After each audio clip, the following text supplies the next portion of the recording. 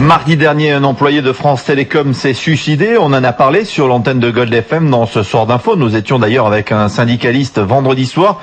Aujourd'hui, nous vous proposons de voir quelles solutions pour le management pour éviter les montées de stress, les dépressions au travail.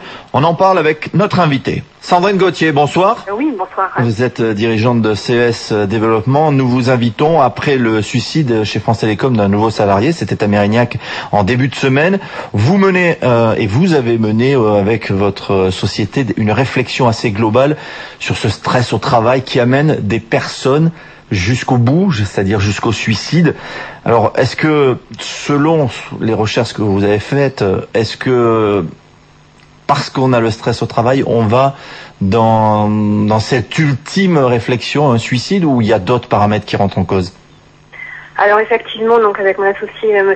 Lagneau, donc nous avons fait donc de multiples recherches sur tout ce qui touche les entreprises, donc comme les risques psychosociaux, le stress et la pénibilité au travail. Nous avons donc créé CES Développement ce début d'année sur Bordeaux au niveau national pour proposer donc une amélioration globale de la vie de l'espace de travail. Le stress au travail, qu'est-ce que c'est? Ce sont les problèmes psychosociaux, le relationnel et la communication. Le problème aujourd'hui est surtout dû à l'instrumentalisation des acteurs et l'humain disparaît. En fait, il faut chambouler le paysage car on devient des exécutants d'une méthode. Par exemple, dans une banque, le personnel a un script à lire à la virgule près, il n'y a pas d'autre choix. Et ça fait ses preuves de rentabilité, de profit, on n'a pas le droit de dire autre chose. Mais aujourd'hui, on identifie plus la valeur d'un individu à ses résultats. Si j'ai vendu, je sais bien. Si j'ai pas vendu, je suis pas bien vu. Mais que fait-on de l'éthique de la personne? Et ça, c'est un problème de stress majeur. Est-ce que dans votre réflexion, vous avez regardé les gens qui vont jusqu'à cette extrémité? Est-ce que ils ont une vie difficile à côté de leur travail? Parce qu'on peut avoir le stress au travail. Il y en a beaucoup qui ont du stress au travail et qui ne vont pas jusqu'au suicide. Oui, tout à fait, oui.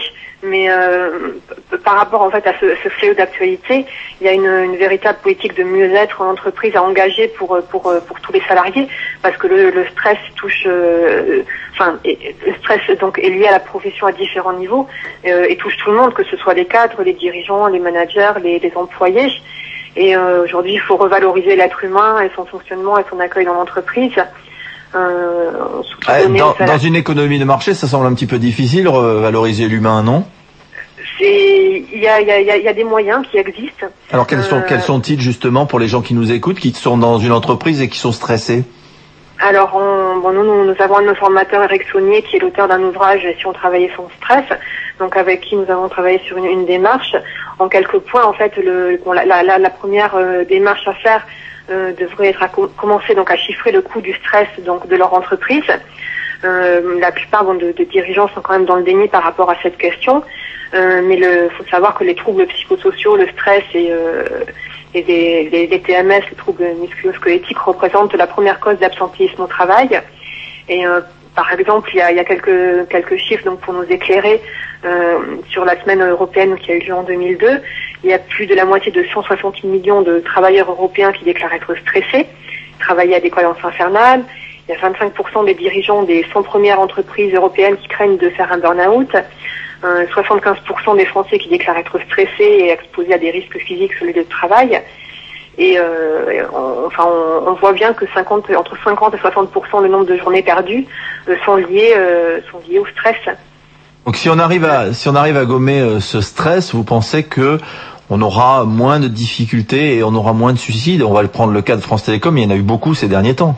Ah oui, c'est complètement inacceptable, mais il y a toute une démarche à faire en amont.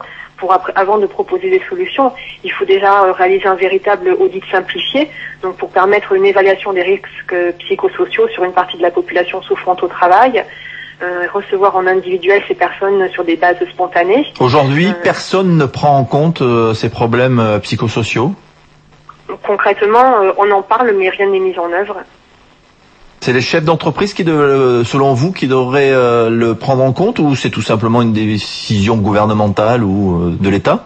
Les chefs d'entreprise devraient d'une part le prendre en compte, mais après, il faut que ce soit aussi que tout le monde se sente concerné. L'idéal, en fait, ce serait de mettre en place, d'après dans chaque entreprise, après avoir fait un audit, une commission paritaire, c'est-à-dire une sorte de cellule de stress, une cellule de crise, qui réunit tous les acteurs de la santé, donc avec les acteurs de la prévention, une représentation managériale, une représentation de la direction, de la DRH, des syndicats, mais que ce soit une démarche de prévention concertée avec tous les acteurs. Donc pour pouvoir garantir une qualité de vie au travail en tenant compte des enjeux stratégiques de l'entreprise. Dans vos réflexions et recherches, vous avez pu dater à partir de quel moment la France et voire l'Europe est devenue de plus en plus stressée? On a ça quelque part? En disant à partir de telle date on était moins stressé Ça fait très longtemps, hein. Ça fait très longtemps que ça dure, et ça s'amplifie de jour en jour. On le voit avec tout ce qui se passe chez France Télécom et dans d'autres entreprises, et c'est pour ça qu'aujourd'hui, le temps est vraiment venu d'agir et d'engager une véritable politique de mieux-être pour les salariés, une politique qui redonnerait du sens au travail. Et nous, ce qu'on préconise, c'est vraiment concilier la valorisation des ressources humaines et la productivité. Et avec des gens plus présents, on obtiendra de la productivité aussi, puisque vous parliez qu'il y a beaucoup d'absences dues, pourquoi pas, à des mal de dos, par exemple. Ah oui, complètement, oui. C'est ça, ça fait partie de ce que vous avez trouvé dans vos recherches et dans vos réflexions. Oui. C'est vraiment, tout tourne autour de l'humain. Et une fois qu'on a fait cet audit, qu'on a étudié avec tous les acteurs de la santé, qu'on a vu les problèmes, c'est là après qu'on peut mettre en place un programme de formation en gestion du stress et de communication pour tout l'ensemble du personnel, un programme de formation en communication, gestion du stress, cohésion des équipes, management durable. Mais tout ça, la formation n'est possible que quand on a identifié les problèmes. Sandrine Gauthier de CS Développement répondait aux questions de Soir d'Info.